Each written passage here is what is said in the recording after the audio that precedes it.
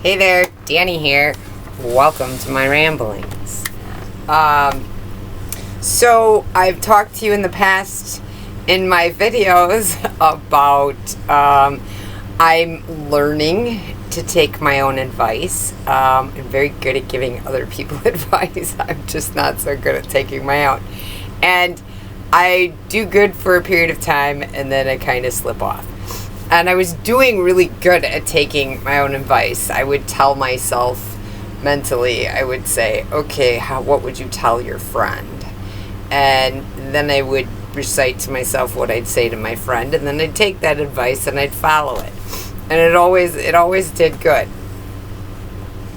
When I had the accident, they told me that my brain still isn't fully back to where it needs to be. It'll get there. It's healing. I'm doing a great job at healing. But they said that there was some forgetfulness and some confusion. And I was talking to a friend the other day. And I realized the one thing that I have struggled with in my whole adult life was asking for help. When I have to ask for help, it literally terrified me. It put me into huge amounts of anxiety and stress. If I had to ask somebody for help, I had to work up the courage to do it, because I'm just not somebody that was able to ask for help. And I kind of, with this accident, have been forced to, beyond my wanting to. I kind of have to ask. And in the beginning, there were points and times where I was trying to stay out of that rabbit hole of going down into depression and feeling like I was a total loser. The ladies across the street from where I'm staying, Robin and Judy, are just the greatest, because I've showed up at their door in tears, just stressed out over the situation. When I first started back to work, probably almost a month ago now, I could only do 2.5 to 3 hours. Otherwise my lower back would start bothering me. I am now able to do 5 or 6 hours, and I'm okay. I haven't really gone past that at this point. I don't want to push it, but I owe a lot of money to people now.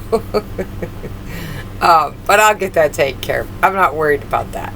But I just wanted to come on and share with you how I realized, talking to my friend the other day, I realized that if my friend were in this position that I'm sitting in currently, and my friend were to tell me that she was feeling the way that I have felt on and off throughout this, because it's almost, August 5th will be 3 months.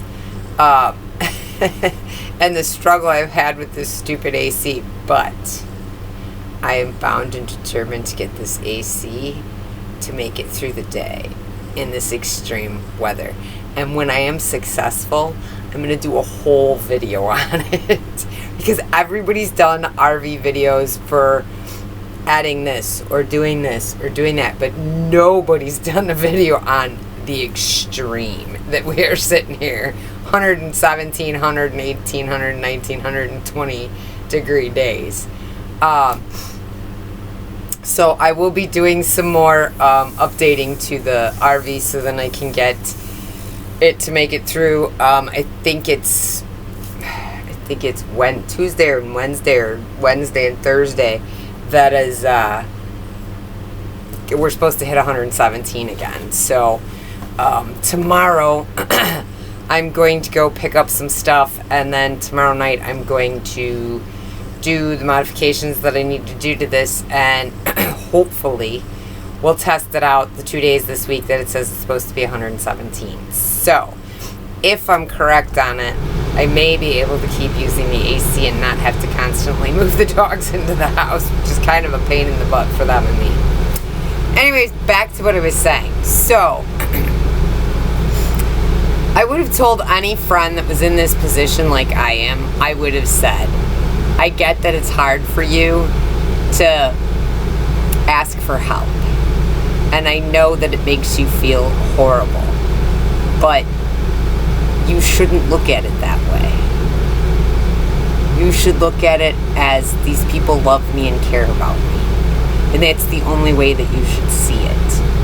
And once talking to my friend and this piece of advice that I would give to a friend popped into my head, I was like, are you kidding me? Almost 3 months and I'm finally deciding to actually think about giving myself advice and listening to it. So I just want you guys to know we're all a work in progress. Even though you learn to love yourself and you find your true authentic self, there's still always growth that needs to be out there, and you're gonna fall short at times. We all do.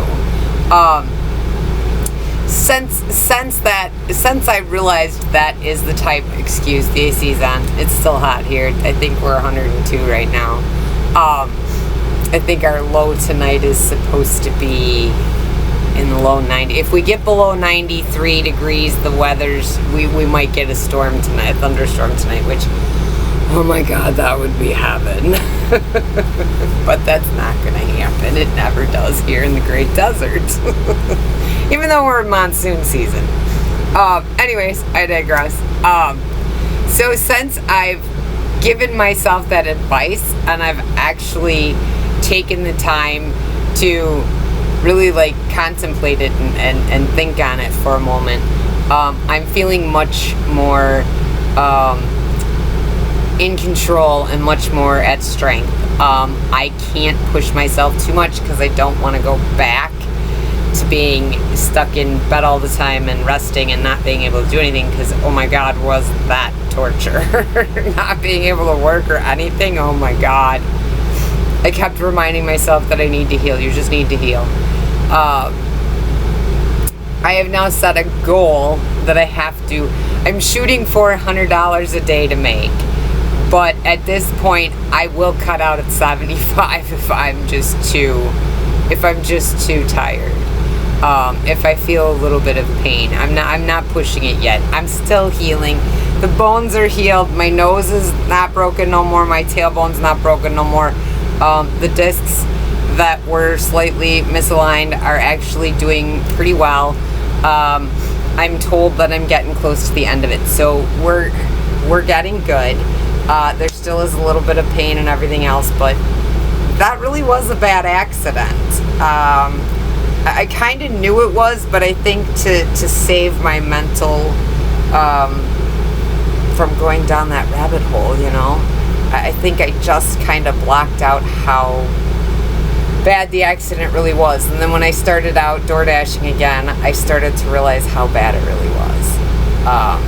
And I'm much better driving now than what I was before. When I first started back to work, I was terrified of cars that were sitting at a stop sign and I had to go past them. Most of our speed limits here are like 40 or 45, and we do anywhere between 10-15 miles over the speed limit normally.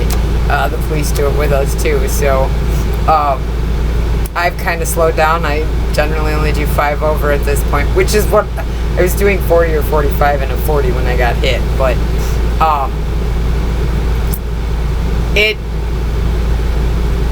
I'm much better with it now. I'm not as, oh my God, panic stricken, unless they're kind of like nudging their way out. Then I kind of get a little worried and I kind of back off the gas and like watch them closely. But I've gotten much better. I have gone past the accident scene several times and that doesn't bother me anymore. I did have one delivery that I had to go to the apartments that I was headed to the day of the accident. Not during the accident, I was headed to these apartments. And I did have to do a delivery down there. I think it was last week. That was a moment of, oh shit. And I had to go the same way. But it wasn't bad. I'm doing good mentally. I'm getting there physically.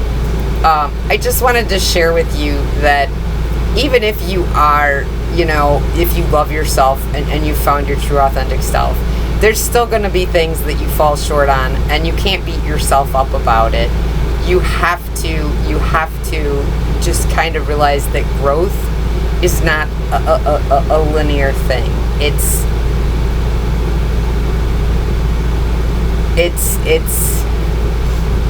not a straight line. It's up and down, like a roller coaster, like a hilly road. Whatever metaphor you want to use for it. It's not a simple one thing to do. But I will tell you that after I gave myself that piece of advice, I'm feeling a lot better. And I got to go out to lunch today. It was a late lunch right before I went to work tonight. And I got to see my friend Chrissy and meet her new girlfriend Jen, which was very exciting. I think they make a great couple. We had some great laughs. Certainly enjoyed every moment of my lunch out today. I can tell you that the one thing that I have done, and I really wasn't doing much of it prior to the accident, I was just working a lot. And since the accident, since I've been able to get out and about and function a little bit more, even before I started work, I've been going out more and socializing with friends and enjoying some time out. And I must say, I think I desperately missed that. I didn't realize it though. I was just so focused on working and doing what I needed to do that I kind of gave up fun for a while. But I think that's kind of part of getting to, well, for me at least, it was part of getting to my true authentic self and loving myself, was I needed to spend some time with myself and kind of reevaluate. And I'm sure I think I shared the story with you that kind of was the main catalyst that started this whole last 3.5 years journey. But it was after the arrest that I had to look at myself. I had to question some things, and I questioned everything, absolutely everything, and some of the stuff floored me.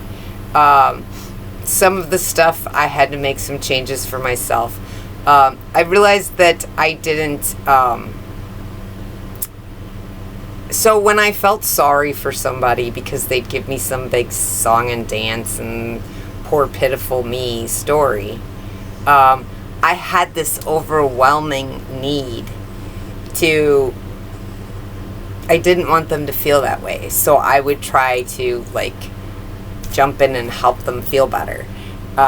So it really wasn't them hurting me as much as it was me not having my boundaries.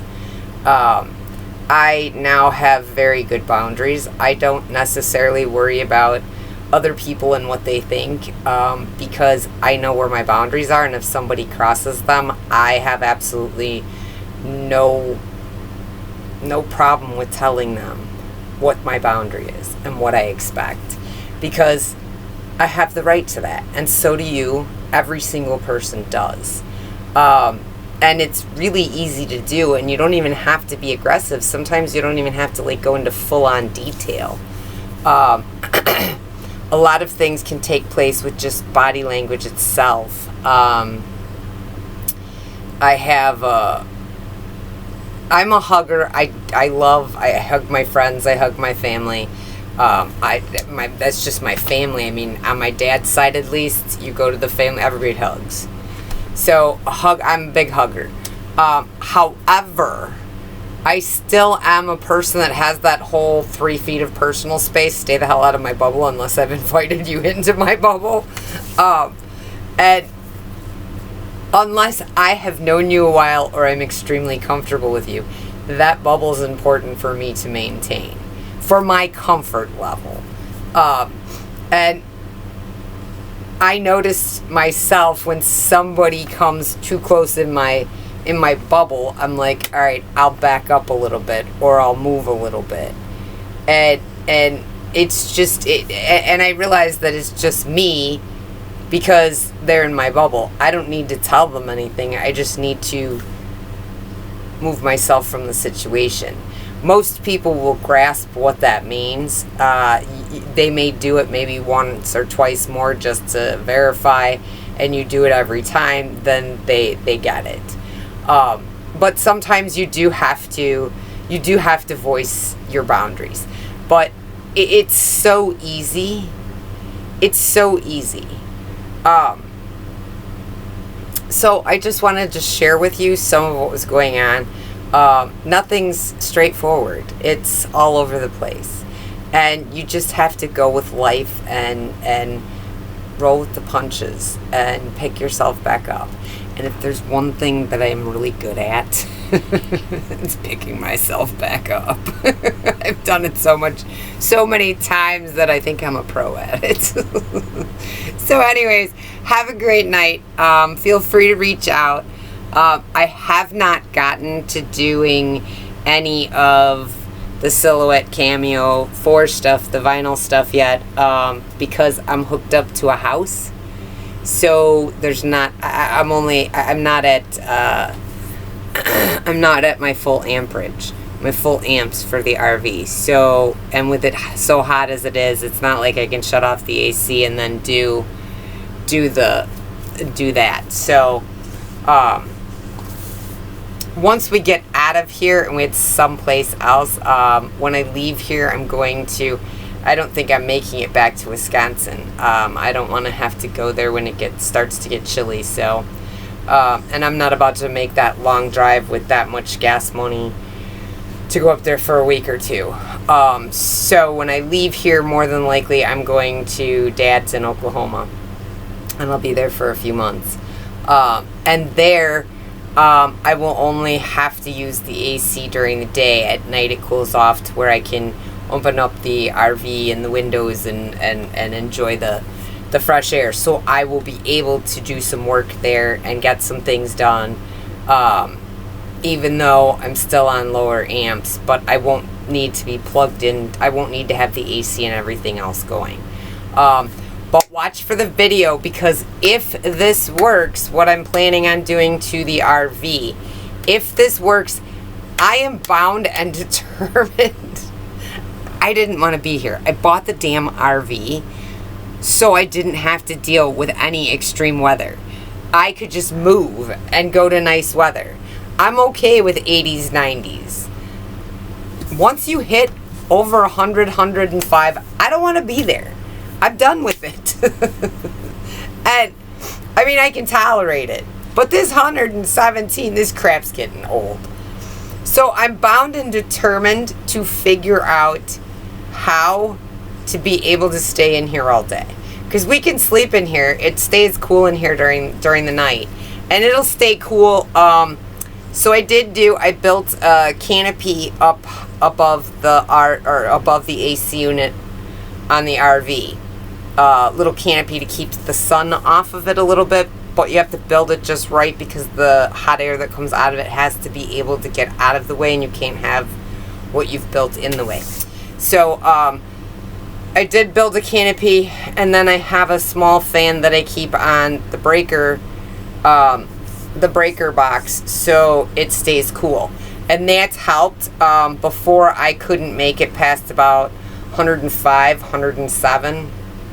I'm now able to hit about 110 before it's constantly running. So the next step that I'm doing should make it so it doesn't have to constantly run. We'll see how it turns out. I will let you know. And if it works, if what I have planned actually works and I can live through this extreme weather with everything that I'm doing, I'm going to do a big video on it for RVers, because I've found different people on in the RV community, you know, that'll say, well, you can do this or you can do that. But they're talking, you know, the temperatures they're talking is 105. Well, I can survive 105. I've done it in this before. It's the 117 that we're really pushing it. And I'm bound and determined to figure it out. So, stay tuned. Hopefully, we figure it out. If not, I'll tell you we didn't figure it out. But I'll still tell you everything that I did by the time I'm done. Hopefully, we do. Anyways, have a great night. I will see you in a day or two. I do have to apologize for not being on here as consistently as I was. But I've been, well, like I said, I really shouldn't say... I haven't been on here because I've been a little bit more social with people. But I'm going to make a very good effort to get back to a routine like I was doing before. So, anyways, with that, have a nice night. Bye. Love ya.